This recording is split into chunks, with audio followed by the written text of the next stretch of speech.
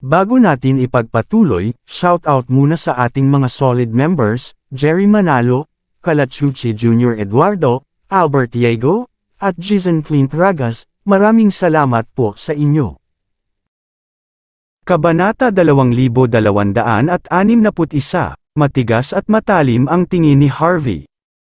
Nakilala niya si Teresa Thompson kung saan di umano ay hostage si Lillian. Simpleng coincidence lang ba, o ito ay pinlano sa lahat ng panahon? Hindi mabilang na mga pag-iisip ang tumatakbo sa isip ni Harvey, ngunit nagulat pa rin siya. Oh, ikaw yan, nagkataon lang talaga, unfortunately, may gagawin ako.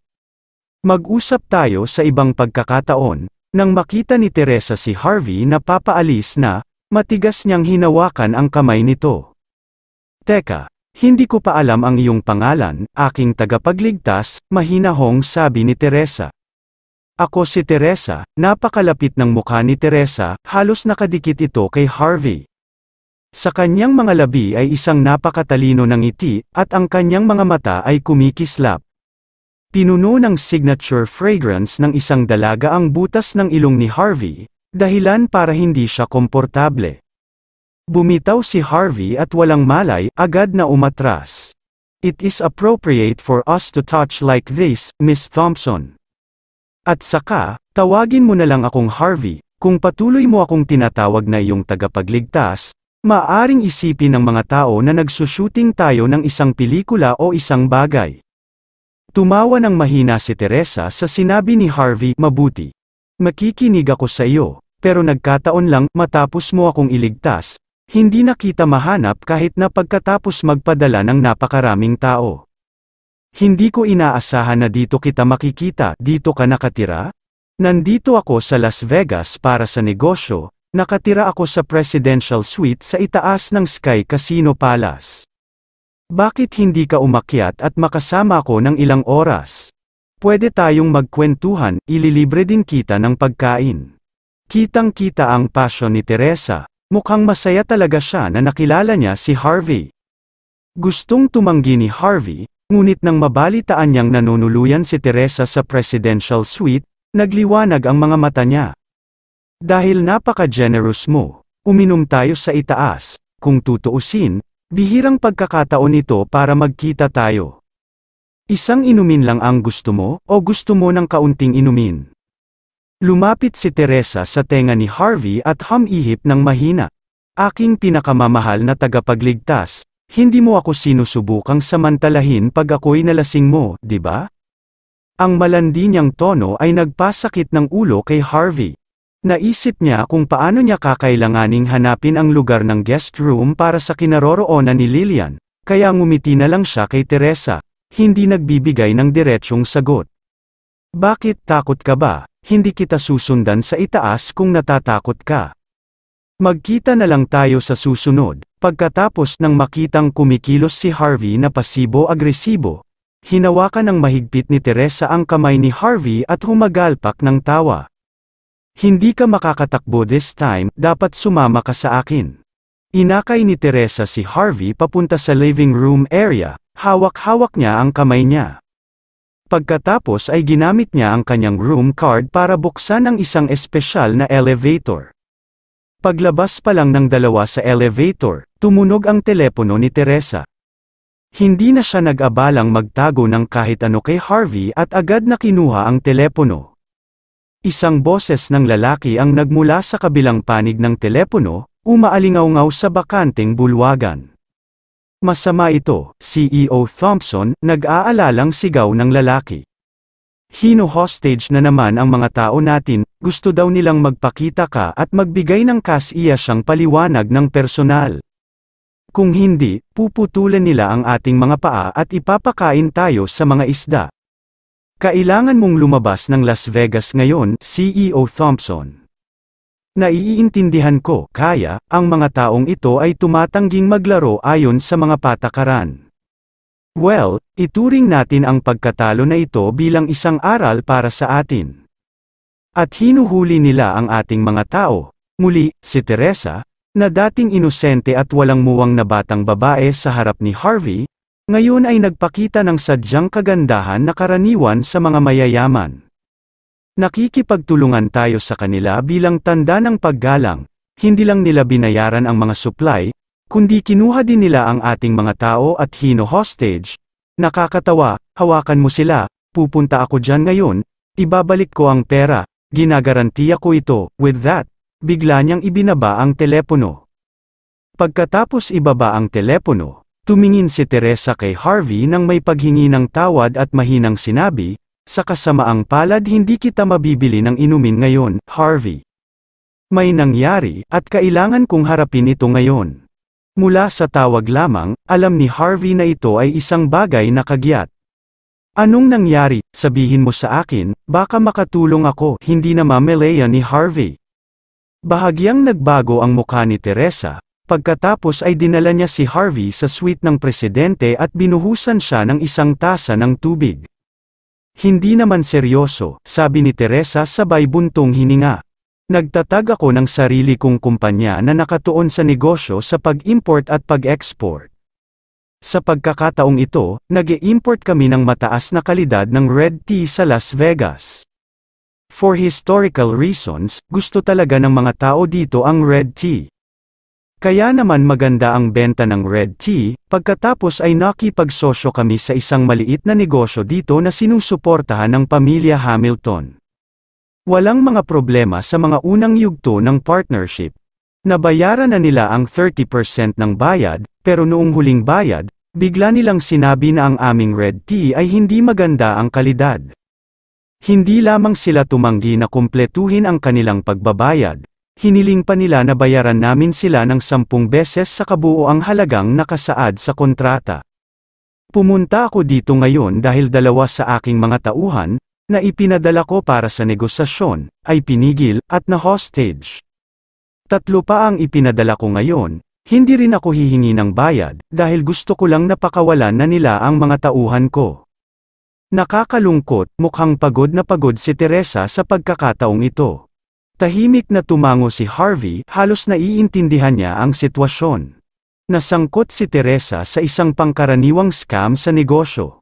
Ang mga ganoong bagay ay madalas na nangyayari sa mundo ng negosyo, lalo na para sa mga baguhan na papasok pa lamang sa mundo ng pag-import at pag-export. Kung walang tiyak na antas ng kapangyarihan at impluwensya sa teritoryo ng ibang tao, ang pagkawala ng pera ay ang tanging paraan upang matuto ng aral.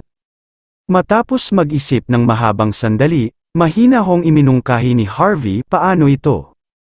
Sasama ako sa iyo, sinabi sa kanya ng instincts ni Harvey na maaaring hindi ito nagkataon. Ang nangyari kay Teresa ay maaaring may malaking kaugnayan sa pagkidnap kay Lillian. Kaya, nagpasya siyang tingnan at kumpirmahin ang sitwasyon sa kanyang sariling mga mata. Nag-alinlangan si Teresa noong una, ngunit sa huli ay tumango siya at pumayag. Hindi niya sinubukang iwasan si Harvey, pagkatapos magpalit ng kanyang casual na uniforme, inakay niya si Harvey pababa sa underground na garahe.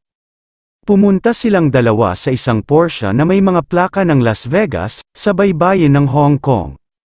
Makalipas ang kalahating oras, dumating ang Porsche sa isang bodega. Malamang sa lumang daungan ang bodega, ito ay hindi masyadong malaki, at ang mga gusali doon ay napakaluma. Sabi nga, medyo mura ang upa, at itinayo ito sa magandang lokasyon. Sa kasalukuyan, humigit kumulang 50 tao ang natipon sa labas ng berdeng shed. Lahat sila ay nakasuot ng salaming pang-araw at mga vest na nagpapakita ng malalakas na kalamnan at malalakas na katawan. Nagningning ang mga mata ni Harvey habang pinagmamasdan sila mula sa loob ng sasakyan. Mukhang tama siya sa hula niya, ang aura at pananamit ng lalaking ito ay halos kapareho ng taong nagtangkang pumatay sa kanya noon. Bagaman pagkatapos ng pag-iisip tungkol sa sitwasyon, napagpasyahan niya na ang ganoong bagay ay karaniwan na, ang Las Vegas ay hindi ganoon kalaki noong una, ang mga taong maglakas loob na magnegosyo ng ganito ay dapat na mula sa underworld. Ang lumabas, ang taong nanloko kay Teresa ay ang taong nagtangkang pumatay sa kanya. Napakaliit na mundo. Nagsuot ng face mask si Harvey, itinago ang kanyang tunay na anyo, bago sumunod kay Teresa palabas ng Porsche. Napasulyap ang mga lalaking naka-sunglass, mabangis ang mga mukha, nang mapansing may tao. Gayunpaman, hindi sila pinansin ni Teresa, tuluyan na niyang hindi pinansin ang mga ito. Nilampasan niya sila habang inakay niya si Harvey papasok sa shed. Sa loob ng bodega, makikita mo ang ilang mamamayan ng bansa H na nakatali ng mahigpit. Isang pilyong lalaki ang nakasuot ng bulaklak na sando, na may nakasabit na tabako sa kamay, sabay turo sa estante sa likod niya habang sumisigaw ng walang pakundangan. Tignan mo anong mga gamit ito, pawang mga bulok na dahon ng tsaa na may mabahong amoy. Paano ko ito ibebenta sa aking mga customer? Dahil hindi natin nalaman kanina, na ibenta ko na sa isa sa mga customer ko. Hinihiling nila na bayaran natin ang kanilang pagkalugi ngayon din. Ang sama talaga ng kumpanya mo, how dare you try to fool us on our first partnership? May death wish ka ba? Dalhin mo dito ang boss mo, kung hindi mo ako mabigyan ng tamang paliwanag, puputulan ko ang lahat ng mga paa mo at ipapakain kita sa mga isda. Sa kanyang utos, binunot ng kanyang mga tauhan ang kanilang mga espada at sinimulan ng marahas na petalasin ang mga ito sa kanilang mga bato. Isang nakakatakot na pagbabanta. Talaga, walang kabuluhan para sa iyo na gumawa ng isang bagay na iyon. Hindi ba, CEO Hamilton, kung may problema, pwede nating pag-usapan? O sinusubukan mong palakihin ang mga bagay kaya tatawagan kita ng pulis? Humakbang si Teresa sa harap ng kanyang mga tauhan, malamig ang ekspresyon ng kanyang mukha. Sinabi na niya kay Harvey ang buod ng sitwasyon habang papunta sila rito. Ang kanyang lolo ang nagtanim nitong dahon ng tsaa sa kabundukan. Hindi lamang ito napakahusay na kalidad, ngunit napakasariwa din. Matapos maproseso ang mga dahon, maaari silang tumagal ng higit sa 10 taon. Personal pa niyang na-verify ang kondisyon ng mga dahon bago ipadala ang mga ito. Ang nakapagtataka, kahit papaano ay naging bulok silang mga dahon nang makarating sila sa Las Vegas. Ang problema na kailangang matugunan ay nangyari doon. Hey, hindi ko alam na nandito ka, CEO Thompson. Ngumisi ang makulat na lalaki, saka nagkunwaring nagulat. Kailan ka pa nakarating sa lugar na ito? Bakit hindi ako na-inform tungkol dito? Halika, sabihin kay CEO Thompson na uminom ng tsaa. Kung pinaghihintay mo ng matagal ang mga bisita natin, pupugutan kita ng ulo mo. Sa kanyang utos, ang isa sa kanyang mga tauhan ay casual na naghiwa ng isang bag ng dahon ng tsaa gamit ang kanyang espada, bago itinapon ang ilan sa mga dahon sa maruming tasa. Matapos buhusan ng mainit na tubig ay marahas niyang hinampes ang tasa sa harapan ni Teresa. Isang bulok na amoy ang umalingaw-ngaw mula sa tsaa, na kumalat kung saan-saan. Napakalakas ng amoy, lahat ay nasusuka, natigilan ang mga tauhan sa likod ni Teresa, at maging si Teresa ay namutla. Parang anumang oras ay susuka na siya, ang makulit na lalaki. Gayunpaman, ay binigyan siya ng isang matamis na ngiti at umaktong parang wala siyang naamoy. Alam ko kung bakit ka nandito, CEO Thompson, nandito ka para kunin ang iyong huling bayad, tama ba? Hindi mahalaga, sa sandaling matapos mo ang tasa ng tsaa na ito, inaamin ko na ang iyong mga dahon ay maayos at papakawalan ko ang iyong mga tao. Babayaran ko lahat ng utang mo, ngunit kung hindi mo magagawa yon, kailangan mong bigyan kami ng paliwanag. Binigyan siya ng mapang-asar ng ngiti ng lalaki habang nagsasalita. Natitiyak niya na ang isang binibini na nasa buong buhay niya na nasisira ay hindi makakalunok ng tsaa na nabulok sa paglipas ng mga taon. Ilang lalaki sa labas ang pumasok na may malamig na ngiti, ang kanilang mga mata ay nanlilisik kay Teresa na parang isang lobo na nakakakita ng biktima. Bahagyang nagbago ang ekspresyon ni Teresa dahil sa biglaang pagsulpot nila. Seryoso ka ba, CEO Hamilton? Malamig na tanong niya. Ako, seryoso ako as always, kung magsinungaling ako sa iyo, naway tamaan ng kidlat ang buong pamilya ko. Nagmura ang makulit na lalaki. Ngunit kung iluwa mo man ang tsaa, natatakot ako na hindi ito magiging kasing dali ng pagbabayad para sa pinsala. Kapag nangyari iyon, kailangan mo ring bayaran ng iyong katawan. Malamig na tumawa ang mga tauhan niya na nakapalibot sa lugar. Napatingin sila kay Teresa ng may pagnanasa, kinuha ni Teresa ang tasa ng tsaa, na puno ng disgusto ang mukha, at inihanda ang sarili. Ngunit sa pinakamahalagang sandali, inalis ni Harvey ang tasa ng tsaa mula sa kanyang mga kamay at hinayaan itong mahulog sa lupa. Ano ang silbi ng mga malalakas na lalaki na nananakot sa isang batang babae? Hindi ka ba nahihiya na subukang lokohin ang isang tao na may mga dahon ng tsaa na nabubulok ng hindi bababa sa 20 taon? Tumayo si Harvey sa harap ni Teresa at pinrotektahan siya, nakatago ang muka sa likod ng face mask.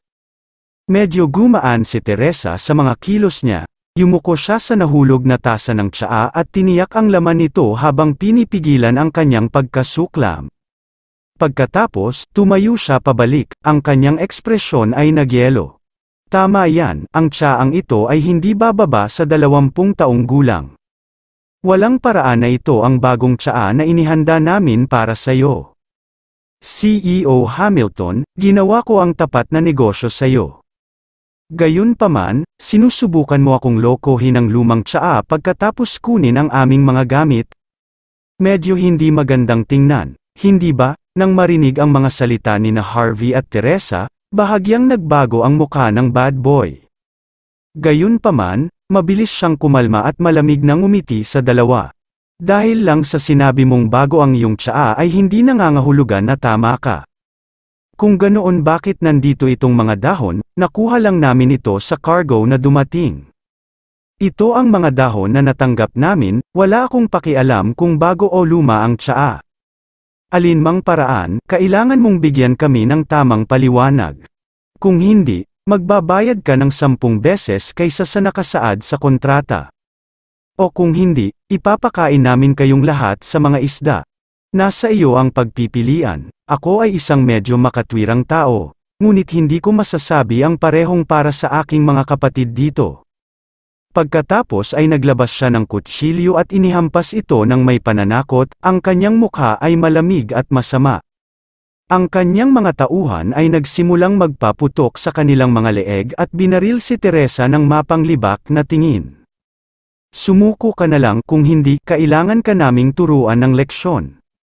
Ipapakain namin ang mga lalaki sa mga isda at ibebenta ang mga babae sa Sky Casino Palace pagkatapos naming makipaglaro sa kanila. Nakuha na namin ang aming kabayaran kahit na ano, oo. Mahuli ang mga ito, bago pa makapag-react si Teresa, galit na nagsigawan ang mga lalaki at agad na sinugod sina Harvey at Teresa. Si Harvey, gayunpaman, ay kalmadong humakbang pasulong at iwinagayway ang kanyang palad. Sampal. Agad na pinalipad ang lalaking nanguna sa pagsingil, na bumangga sa iba pang 8 tao sa likuran niya. Huminto ang kanyang mga kasama, nanlamig habang nasaksihan nila ang nakakatakot na tanawin. Sampal. Sa isa pang sampal ni Harvey, may pinalipad na naman, pak, pak, pak, umalingaw-ngaw sa hangin ang tunog ng 12 sampal, hanggang sa walang naiwan na nakatayo. Noon lang nabawi ni Teresa ang kanyang katinuan. Bastos ka, how dare you attack us pagkatapos mong magsinungaling sa amin? Sino ka sa tingin mo? May death wish ka ba? Tinakpan ng makulit na lalaki ang mukha at mabilis na tumayo pabalik. Hindi siya makapaniwala sa kanyang mga nakita. Kabanata 2265, Sampal. Mabilis ang paggalaw ni Harvey, at iniwas niya ang kanyang backhand sa bilis na hindi nakikita ng mata ng tao. Sigurado ka bang ayaw mong pag-usapan ito, Sampal? Alam mo naman talaga kung ano ang nangyari sa tsaang ito, hindi ba? Sampal, gayunpaman, mayroon kang lakas ng loob na humingi ng kabayaran. Sa tingin mo ba magagawa mo ang lahat ng gusto mo dahil lang nasa Las Vegas tayo? Naging absent-minded na lang ang brat matapos masampal ng sobra. Nang angat ni Harvey ang kwelyo ng lalaki, ganap na nabugbog at namamaga ang mukha nito. Ikaw, how dare you hit me? Alam mo ba kung sino ako? Miyembro ako ng pamilyang Hamilton, kung lalaban ka sa akin, laban ka sa buong pamilya. Kalaban mo ang buong Las Vegas, mamamatay ka, anak. Hindi lang ikaw, tapos na ang buong pamilya mo, ipapakain ka namin sa mga isda at hilingin sa babaeng nasa likod mo na pagsilbihan ang mga customer sa Sky Casino Palace. Magiging impyerno ang kanyang buhay, hihihi, kahit na tinapakan na ang kanyang mukha. Hindi pa rin maalis ng lalaki ang kasuklam-suklam na kasiyahan sa kanyang mukha. Pagkatapos ng lahat, ang titulo ng pamilyang Hamilton lamang ay nangangahulugan ng kumpletong kontrol sa Las Vegas. Ang mga Hamilton, mabuti, binitawan ni Harvey ang kwelyo ng lalaki at ipinalakpak ang kanyang mga kamay. Dahil pinalaki mo ang usapan, bibigyan kita ng pagkakataon, mahinahon niyang sabi. Tawagan mo kung sinong gusto mo dito, sana hindi mo ako mabigo. Sinipa ni Harvey ang lalaki sa lupa bago casual na nag-text sa kanyang telepono. Sa puntong ito, nabawi ni Teresa ang kanyang pagkakalmado. Labis ang pag-aalala niya kay Harvey, magkakaroon ka ng malubhang problema sa pakikipaglaban sa mga Hamilton ng ganoon. Ikaw, gustong sisihin ni Teresa si Harvey sa nangyari ngunit wala siyang masabi dahil ginagawa niya ang lahat ng ito para sa kanya. Kaya dali-dali niyang kinuha ang kanyang cellphone at nagsimulang tumawag ng tulong. Masungit na tingin ang ipinakita ng makulit na lalaki habang nakahiga sa sahig, may dugo sa buong katawan. Ang laban sa pamilya Hamilton ay laban sa Diyos mismo. Walang silbi ang paghingi ng tulong, inaabangan na niya ang mangyayari kina Harvey at Teresa. Sinulyapan ni Harvey si Teresa na walang tigil sa cellphone. Samantala, nakatayo siya, tahimik na naghihintay. Pagkatapos ng ilang mga tawag sa telepono, may tumawag ulit. Maririnig ang tamang boses mula sa telepono ni Teresa. Ano ang nangyayari sa iyo, Miss Thompsons? Paano mo ito magagawa sa mga tauhan ni Third Young Master? Hindi mo ba alam na ipinapakita na niya ang paggalang sa atin sa pamamagitan ng pakikipagnegosyo sa iyo? Kung ganoon, ano ang mangyayari? Hindi lang isang tambak ng mababang kalidad na dahon ng tsaa ang pinadala mo, kundi nabugbog mo rin ang kanyang mga tauhan sa bodega. Hindi mo ba alam na galit si Third Young Master? Kung wala ako sa bahay at sinubukan kong sabihin ang magagandang bagay tungkol sa iyo, ipinadala na sana ni Third Young Master ang kanyang mga tauhan para gawing tinadtad na karne ka. Tapos, nangako siyang bibigyan ka ng isa pang pagkakataon. Gusto niyang makilala mo siya ngayong gabi at makausap, lahat ay makakahanap ng solusyon tungkol sa mga dahon ng tsaa, at tungkol sa pagpapabugbog mo sa kanilang mga tao. Ngunit kung gusto mong umalis sa Las Vegas nang hindi nasaktan, mayroong isang presyo na kailangan mong bayaran. Alam kong galing ka sa pamilya Thompson, Miss Thompson, pero hindi waltzing ang Las Vegas, ang mga Hamilton ay hindi natatakot sa iyo, dapat mas alam mo. Maraming salamat sa lahat ng sumusubaybay. Please subscribe and follow my YouTube and Facebook channel, Filipino Novel. Maraming salamat po. Salamat, Young Master Flynn. Tiyak na magpapasalamat ako sa iyo ng maayos kapag naayos na ang sitwasyon, tahimik na sagot ni Teresa. Saka sinulyapan ang makulit na lalaki. Saan magkikita ang lahat ngayong gabi? Sa Sky Casino Palace. Hapunan ng emperador, medyo malamig ang tono sa kabilang side ng telepono. Alas 7, mas mabuting nandito ka sa tamang oras, CEO Thompson. Huwag kang mahuli, ibang bagay, sinabi ng pangatlong Young Master na ililibre ka niya sa pagpapabugbog sa kanyang mga tao, lahat para sa akin. Maaari mong kunin ang iyong mga tauhan sa ngayon, ngunit kailangan mong pag-isipang mabuti kung paano ka dapat magpasalamat sa kanya. Salamat, Young Master Flynn, darating ako doon sa tamang oras. Mangyaring sabihin ang ilang magagandang bagay tungkol sa akin kapag nandyan ang lahat. Pagkatapos ibaba ang tawag, tumunog ang telepono ng makulit na lalaki. Saglit siyang nagsalita sa telepono, bago ipinakita kay Teresa ang isang malungkot na ngiti. Maswerte kang magkaroon ng suporta ni Young Master Flynn, CEO Thompson. Bibigyan tayo ng ikatlong Young Master ng hustisya ngayong gabi. Umalis na tayo rito, mga bata, nadapa lahat ng tauhan niya at sinubukan nilang tumayo. Itinuro ng makulit na lalaki ang kanyang daliri sa leeg ni Harvey bago siya naglakad palayo. Hindi mahalaga, naayos na ang lahat sa ngayon, magpahinga ka na sa hotel, ako na ang bahala sa iba. Ginawa ni Teresa ang lahat para aliwin ang nagulat na mga tauhan, pagkatapos ay inakay si Harvey pabalik sa Porsche. Doon, nagpakawala siya ng malalim na hininga, ang Las Vegas ay teritoryo ng pamilyang Hamilton. Magkakaroon tayo ng malaking problema kung lalabanan natin sila. Buti naman may connections ako sa tulong ni Dale Flynn para dalhin si Third Young Master dito para makipagkwentuhan. Ang pamilya ni Dale Flynn ay isa sa nangungunang 4 na pamilya sa Hong Kong. I don't know who you are, Harvey, but next time you can't be careless. Sa mga kadahilanang pangkasaysayan, ang mga batas dito ay malayong naiiba sa pinanggalingan natin. Kung nagawa nating pukawin ang mga tao mula sa mga high-class na pamilya, ito ay talagang mahirap. Pero kasalanan ko kung bakit nangyari ito, hindi ko dapat sinabi sa iyo ang tungkol sa sitwasyon. Nadala ka dito dahil sa akin, narito ang $75,000. Kunin ito at umalis ng mabilis hanggat maaari. Huwag kang mag-alala sa susunod na mangyayari, kaya ko itong ayusin. Gayunpaman, hindi kinuha ni Harvey ang tseke mula kay Teresa. Matalino ka ring tao, Miss Thompsons, bakit ka nakikipagnegosyo sa isang tulad ni Third Young Master? Tanong ni Harvey, ang kanyang curiosity ay napukaw. Kung tama ang pagkakaalala ko, sa 4 na Young Masters ng Hamilton family, siya ang pinaka-hindi makatwirang tao na makipagnegosyo. Hindi lamang siya mula sa underworld, ngunit hindi siya titigil sa anumang paraan upang lokohin ang pagpasa ng isang deal sa negosyo. Dahil ikaw ay mula sa pamilya Thompson, dapat mong malaman ito sa ngayon. Hindi ba, binigyan ni Teresa si Harvey ng walang magawang tingin.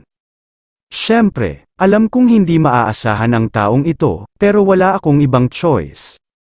Kailangan kong ibenta ang lahat ng dahon ng tsaa na nasa aking imbakan, kung hindi man ay nanganganib na mabangkarote ang aking kumpanya. Bangkarote. Natigilan si Harvey, nagbibiro ka siguro, Miss Thompsons, ikaw ay mula sa pamilya Thompson, hindi lang Walls Inc. Malaki ang impluwensya ng pamilya mo sa buong country. Dapat ba talagang gusto ng mga tao na bilhin ang iyong mga dahon ng tsaa? Paano ka malulugi? Tumawa si Teresa. Walang kinalaman ang kumpanya ko sa pamilya. Hinding-hindi nila ako tutulungan, higit sa anupaman. Mas gusto nilang mabangkarote ang kumpanya ko. Natigilan si Harvey. Ano, bakit gusto nila yon? Tinapakan ni Teresa ang gas at nagmaneho habang ipinapaliwanag ang sitwasyon. Pagkatapos ko sa unibersidad 2 taon na ang nakalilipas, umuwi ako. Gusto ng pamilya ko na pakasalan ko ang isang mayamang playboy mula sa sinaunang pamilya bilang paraan ng pagsasakripisyo. Arranged marriage yon. Pero tumanggi ako, sinabi ko sa kanila ang lahat na gusto kong mamuhay ng sarili kong buhay, at mayroon akong sariling mga layunin na dapat pagsumikapan. Hindi ako ang kanilang bilanggo, hindi lang nila pwedeng sabihin sa akin kung ano ang gagawin. Mas gugustuhin ko pang mamatay kaysa mapilitan akong magpakasal. Kaya binigyan ako ng aking pamilya ng pagkakataon at nakipagdeal sa akin. Bibigyan nila ako ng $75,000 para magtayo ng sarili kong negosyo. Kung madodoble ko ang aking pera sa loob ng 3 taon nang walang tulong mula sa aking pamilya, mababawi ko ang aking kalayaan. Pero kung hindi ko kaya, kailangan kong pakasalan ang mayamang playboy na iyon at maging biktima ng aking pamilya. Siyempre, hindi ako magdudulot ng problema sa pamilya ko sa proseso. Tinanggap ko ang deal. Ngunit napagtanto ko na lamang na ang mga bagay ay hindi kasing simple ng iniisip ko sa sandaling nagsimula akong pumasok sa negosyong ito. Bukod sa negosyo sa pag-import at pag-export, naiimpluwensyahan ng aking pamilya ang bawat iba pang industriya. Kahit na malaking negosyo ay isa sa alang-alang lamang na magtrabaho kasama ang mga Thompson. Bakit nila piniling magtrabaho kasama ang mga outcast? Ang pakikipagtulungan sa akin ay nangangahulugang laban sa mga Thompson. Sa ilalim ng mga sitwasyong ito, ang tanging pagpipilian ko ay isang mas marami o hindi gaanong problemang kasosyo sa negosyo. Kahit na mahirap, nagawa kong patakbuhin ng maayos ang aking negosyo pagkatapos ng 2 mahabang taon. Pagkatapos ng deal na ito, nakakuha ako ng $15 million. Pero, sinong mag-aakala, natawa si Teresa sa sarili. Ito na siguro ang destiny ko, magpapakasal ako sa isang mayamang playboy at magiging isang sakripisyo para sa aking pamilya. Ako ay magiging bilanggo ng isang tao sa natitirang bahagi ng aking buhay. Naiintindihan ko, bahagyang tumango si Harvey. Mahirap para sa isang batang miss na tulad mo na dumaan sa lahat ng dugo, pawis, at luha upang ipaglaban ang iyong sarili. Ikaw ang nagsasalita, gayunpaman, ano ang punto? Malungkot na sagot ni Teresa. Kinailangan kong magbayad ng mabigat na presyo para lang makaalis sa Las Vegas na isang piraso. Ang aking 2 taong pagsusumikap ay malamang na masunog sa isang iglap. Napabuntong hininga si Harvey, gaya ng sinabi ni Teresa, magiging mahirap para sa kanyang kumpanya na bawiin ang kanyang pagkalugi sa loob ng 1 taon kung kailangan niyang bayaran ang pinsalang nagawa. Paano ka? Ngunit bago pa matapos ni Harvey ang kanyang pangungusap, pinutol na siya ni Teresa. Ngunit hindi na kailangang makaramdam ng pasanin dito, Harvey. Wala kang kasalanan sa nangyari ngayon, simula nang makita ako ni Third Young Master sa unang pagkakataon. Malamang na plano na niya akong dayain. Pinaghihinalaan ko na sinusubukan pa niyang mapalapit sa mga Thompson sa pamamagitan ng pagsira sa aking kumpanya. Kahit na hindi ka magpakita ngayon, ang mga bagay ay hindi magiging mas mahusay. Sandaling pinag-isipan ni Harvey ang sitwasyon, tapos, bakit niya sinusubukang makuha ang atensyon ng mga Thompson? Sandaling nag-alinlangan si Teresa bago sumagot, hindi na magtatagal si Roger Judy. 3 buwan na lang siya at most, Teresa silently revised. Ang kanyang 4 na anak na lalaki ay tumingin sa lahat ng dako para sa tulong upang sila ay makabangon sa kapangyarihan. Natigilan si Harvey, hindi niya akalain na makakatanggap siya ng ganoong mahalagang impormasyon ng biglaan. Pinikit niya ang kanyang mga mata at huminga ng malalim. Mabilis niyang tinext si Mandy. Kung ganoon ang kaso, mahihirapan ka ngayong gabi. Hayaan mo akong sumama sa iyo. Kung tutuusin, pananagutan ko ang nangyari. Mas mabuting sumama na rin ako. Mapapanatili din kitang ligtas. Natigilan si Teresa. Tatanggi na sana siya dahil may mga bodyguard siya, pero nang maalala niya ang galing ni Harvey sa pakikipaglaban, tumanggo siya bilang pagsang-ayon. Katatapos lang ng tanghalian nang dumating ang 2 sa Sky Casino Palace. May oras pa bago ang dinner sa gabi. Palihim na lumabas si Harvey sa presidential suite, na nagkukunwaring gustong palawakin ang kanyang pananaw sa mga kasino sa ibaba. Pumasok siya sa fitting room ng mga staff at sinuot ang uniforme ng katulong na nakita niya doon. Pagkatapos, nagsimula siyang gumala sa lugar ng guest room. Sa paghusga mula sa anggulo, background, at layout ng silid tulad ng nakikita sa imahe, naniniwala si Harvey na nakakulong si Lillian sa gitnang palapag ng living room area. Mula sa taas na iyon, makikita mo ang night view ng Las Vegas. Bilang karagdagan, ang mga bisita ay karaniwang abala sa pag-check out sa kanilang mga kwarto sa hapon. Matapos suriin ang lugar ng guest room, napag-alaman niya na ang ika-8 guest room sa ika-18 palapag ay malamang ang lugar kung saan nakakulong si Lillian.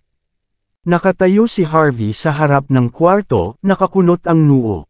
Natakpan ng makapal na alikabok ang carpet sa buong sahig. Walang dumating upang linisin ang lugar nang hindi bababa sa 3 araw. Isa lang ang dahilan kung bakit ganito karumi ang isang bagong tatag na hotel. May nagrenta sa buong palapag at pinaghigpitan ang pag-access ng lahat dito. Dahil iyon ang kaso, alam kaagad ni Harvey na may namumuong panganib. Karaniwang inuupahan ng mga tao ang pinakamataas na palapag, hindi ang palapag na may malas na numero. Pagkaraan ng ilang sandali, naglabas si Harvey ng staff ID at iniswipe ito sa lock ng pinto. Flick! Bumukas ang pinto. Pagbukas pa lang ni Harvey ng pinto, naramdaman niya ang paparating na panganib at automatikong gamulong sa gilid. Bang! Bang! Bang! Ang pana na maayos na nakalagay sa harap ng pinto ay bumukas ng putok nang siya ay umiwas, na inilapag ang kanilang mga putok sa malapit na pader. Ang malakas at matibay na pader ay natagos ng walang anumang pagsisikap, isang patunay kung gaano kalakas ang pana. Kung ang putok na iyon ay damapo sa isang tao, kahit ang Diyos ng digmaan ay hindi mapoprotektahan ang kanyang sarili. Bago makuha ni Harvey ang sitwasyon, nakarinig siya ng matalim na dagandong. Si Harvey ay likas na gumulong sa likod ng firebox. Whiz, whiz, whiz. Halos magkasabay, maraming bala ang damapo, eksakto kung saan siya nagkaroon dati, na nag-iwan ng kasing laki ng kamao na butas sa marmol na sahig. Namilog ang mga mata ni Harvey sa gulat habang nakatitig sa mga butas. Isinandal niya ang likod sa dingding sa likuran niya, sinusubukang itago ang kanyang pagkakakilanlan. At the same time, natauhan siya. Ito ay isang setup para sa pagpatay. Sinadya ng mga kumidnap kay Lillian ang litrato. Alam nilang mahahanap ni Harvey si Lillian sa pamamagitan lang ng larawan. Sa sinabi nito, tiyak na susugod si Harvey sa Las Vegas ng mabilis hanggat kaya niya. Ang patayan pagkababa ng eroplano ay isa lamang setup para mapabilis ang proseso, nang hindi siya binibigyan ng oras para mag-isip. At ang room ay number 8, sa 18 na palapag ang kwartong may pinakamalas na numero, ay ang perpektong setup para patayin si Harvey. Bukod dito, mag-isa siyang pumunta rito dahil wala siyang panahon na magpakilos ng kahit na sinong tropa dahil agad siyang sumugod sa Las Vegas. Sa ilalim ng mga sitwasyong ito, ang kaaway ay magkakaroon ng mataas na pagkakataon na wakasan ang kanyang buhay sa lugar. Sapat na tumpak ang mga kalkulasyon ng kalaban kaya naisip nila ang buong plano ni Harvey. Kung hindi siya magaling sa pakikipaglaban, magdurusa siya ng husto, pero may isang bagay na hindi maintindihan ni Harvey. Bakit Las Vegas? Ang Kyoto mula sa Island Country ay talagang isang mas mahusay na pagpipilian upang magharap. Maging ang Walls Inn at Golden Sands ay maginhawang lugar para patayin siya. Mula sa pananaw na ito, malinaw na ang impluwensya at kapangyarihan ng kalaban sa Las Vegas ay magpapadali sa kanilang mga operasyon. Gayunpaman, ang tanging nangungunang pamilya sa Las Vegas ay ang mga Hamilton. Napangasiwaan ng mga Hamilton ang Las Vegas ng napakahusay, na walang mga puwang. Maliban doon, walang sama ng loob sa pagitan niya at ng mga Hamilton. Kaya, bakit Hong Kong? Hindi. Biglang naintindihan ni Harvey York. Hindi ito dahil sa kanya kundi dahil tiyak na pupunta si Mandy Zimmer sa Las Vegas para sa negosyong pagsusugal. Totoo, ang mga setup na ito ay idinisenyo para sa kanya, ngunit ang kanilang entry point ay palaging nakadirekta kay Mandy Zimmer. Pagkatapos, ang mga taong nag-orkestra ng lahat ng iyon, ang pamilya ba ni Jill ng Murdo, ang mga Hamilton mula sa Las Vegas, o ang mga matandang kakilala na matagal na niyang hindi nakikita. Huminga ng malalim si Harvey. Bumaba ang tingin niya sa building sa tapat ng Casino Palace. Ang ilang mga problema ay madaling malutas hanggat maaari niyang mahuli ang sniper na bumaril sa kanya sa oras na ito. Pop, pop, pop. Habang pinag-iisipan ni Harvey ang mga bagay-bagay, may mga boses na naman ang lumabas. Nakita ng mga sniper si Harvey, at ang lahat ng mga putok ay damapo sa dingding sa tabi mismo ni Harvey. Ang marahas na shockwave at ang mga bubog ng marble sa dingding ay makakabasag ng eardrums ni Harvey. Gayunpaman, hindi pa rin siya kumikibo at patuloy na nakadikit sa dingding. Ito ay dahil alam ni Harvey na tiyak na malalaman ng Sky Casino Palace staff pagkatapos ng malaking bagay na nangyari. Kaya, naisipan niyang tumakas kapag maraming tao, at pagkatapos ay hulihin niya ang sniper sa halip na maubusan sa oras na ito. Gayunpaman, bago pa man masimula ni Harvey ang kanyang pangangarap, biglang kumibot ang gilid ng kanyang mga mata. Instinct niyang naramdaman ang panganib. Muntik na siyang sumugod sa kinaroroonan niya kanina, ngunit sa halip, sumugod siya sa fire compartment sa hagdan. Pagsabog, boom! Isang malakas na tunog ang umalangaw-ngaw. May gumamit ng mabibigat na armas at direktang pinasabog ang ilang silid sa floor na ito. Ang malaking pagyanig na ito ay nagpaalarma sa mga security personnel ng Sky Casino Palace. Kaagad, maraming security personnel ang sumugod, at ang mga sniper ay tumigil din sa pagbaril. Hindi agad nagpakita si Harvey. Sa halip, naghintay siya hanggang sa ang mga tauhan ng seguridad ay nasa lahat ng dako. Noon lang naglakad si Harvey mula sa fire compartment hanggang sa ika-17 palapag. Pagkatapos, nagsuot siya ng damit at tahimik na umalis.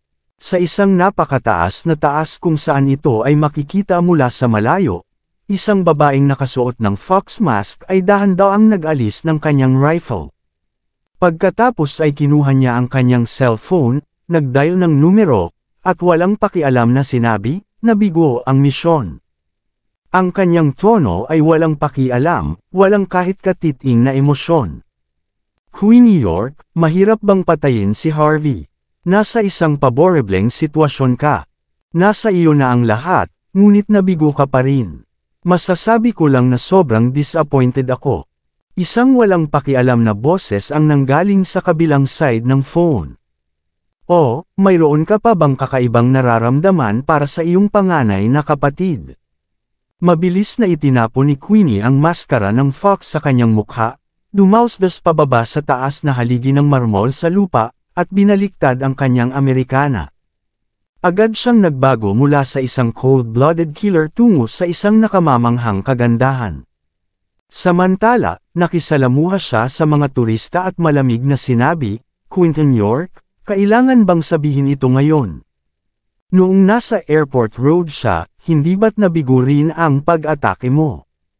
Kung ang ating panganay na kapatid ay napakadaling patayin, hindi na natin kailangan pang magtago sa rehiyong ito, ang Hong Kong, hanggang ngayon. Hindi man lang tayo naglakas loob na tumapak sa lupain, okay. Natahimik si Quentin sa kabilang side ng phone.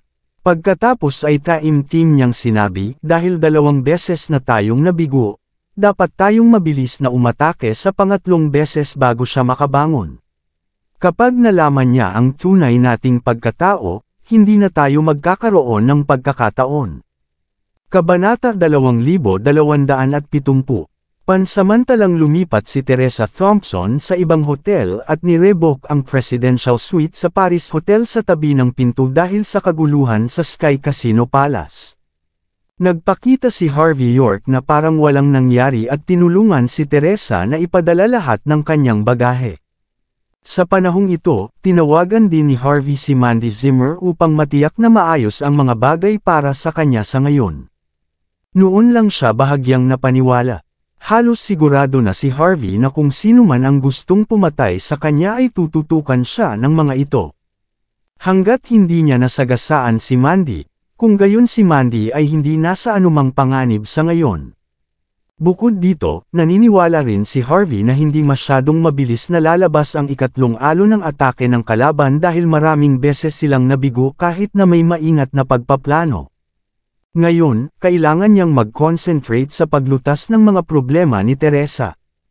Noon lamang siya magkakaroon ng oras upang ibalik ang mga bagay at alisin ang mga ito bago sila makakilos. Lahat ay tulad ng inaasahan ni Harvey pagkatapos mag-check-in at manatili sa Hotel Paris para sa hapon. Walang nangyaring major, at ginamit niya ang pagkakataong ito para magpahinga ng ilang oras para mabawi ang kanyang lakas. Gayunpaman, ilang beses na tumunog ang cellphone ni Teresa sa oras na ito. Lahat sila ay mga tawag mula kay Dale Flynn. Maliban sa unang tawag para ipaalam kay Teresa na binago ang lokasyon ng hapunan ngayong gabi, ang iba pang mga tawag ay para sabihin sa kanya na nasa oras siya ngayong gabi at dapat niyang tanggapin ang lahat at maging mas mapusok para sa negosyo. Bukod dito, sa ilang mga sitwasyon tulad ng pambubugbog sa mga tao sa umaga ay hindi na dapat mangyari. Ito ay dahil si Third Young Master Hamilton ay hindi isang tao kahit na ang normal na supling ng Hamilton ay maaaring ihambing. Malamang na magtatapos ang pakikipaglaban sa kanya. Hindi iniwasan ni Teresa si Harvey nang sagutin niya ang telepono. Ilang salita lang ang sinagot niya at saka tumakbo para tulungan si Harvey sa pagputol ng pakwan. Ginoong Dale Flynn, maaari ko bang malaman kung ano ang kaugnayan niya kay Matthew Flynn, isa sa 4 na Young Masters ng Hong Kong? Interesadong nagsalita si Harvey, medyo interesting ang taong ito. Talagang nagmamalasakit siya ng marami tungkol sa iyong negosyo, ngunit siya ay masyadong mayabang. Malumanay na sagot ni Teresa, si Dale ay isang miyembro ng piyansa ng Flynns mula sa Hong Kong, at siya ang aking senior noong ako ay nasa kolehiyo. Pagkatapos ng graduation, hindi siya nagnegosyo ngunit nagtrabaho bilang isang broker at tagapamagitan sa parehong Hong Kong at Las Vegas. Umaasa siya dito para kumita. Kung matutulungan niya kaming ayusin ni Third Young Master Hamilton ngayong gabi, bibigyan ko siya ng pabuya na hindi bababa sa $2.4 milyong. Paanong hindi siya magsikap? Ngumiti si Harvey at iniba ang usapan. Aniya, kahit na si Third Young Master Hamilton ay mula sa Hamiltons ng Las Vegas, narinig ko na mas gusto niyang magnegosyo sa mga lansangan at may ugali ng mga tao mula sa mga lansangan. In terms of character, this dinner is certainly not simple. Siya ay dapat na dumating na may isang layunin. Kailangan mong maging handa sa pag-iisip. Kilalang kilala ni Harvey ang mga mayayaman na ito, lalo na ang mga taga-kalye. Madalas nilang tretuhin ang mga tao ng malupit at walang awa. Kung hahayaan ni Teresa ang kanyang pagbabantay ngayong gabi, maaari siyang magdusa ng matinding pagkawala. Kinuha ni Teresa ang isang dokumento, binaliktad ito ng ilang beses, at taimtim na sinabi, si Third Young Master Hamilton, Denver Hamilton. Ayon sa impormasyong ipinadala lang ng aking sekretarya, ang taong ito ay gahaman sa pera at malibog bukod pa sa pagiging kalye. Dahil sa karakter na ito, marami siyang nabuntis na babae, at marami sa kanila ay mga dalagang may pamilya. Sinasabing ang ganitong uri ng babae ang pinakagusto niya. Dahil dito, marami sa mga asawa ng dalaga ang dumating upang makipagtalo sa kanya, ngunit pinigilan niya sila sa huli. Minsan, isang binibini na isang garantiyang miyembro ng nangungunang pamilya sa bansa ang inabuso niya, ngunit sa huli ay nagawang gamitin ng pamilya Hamilton ang pera upang malutas ang problemang ito. Gayunpaman, ang insidenteng ito ay nag-ambag din sa pagtaas ng kanyang kayabangan, na ipinaramdam sa kanya na hanggat siya ay nasa Las Vegas, walang anumang hindi niya kakayanin. So, dapat walang maganda sa dinner ngayong gabi.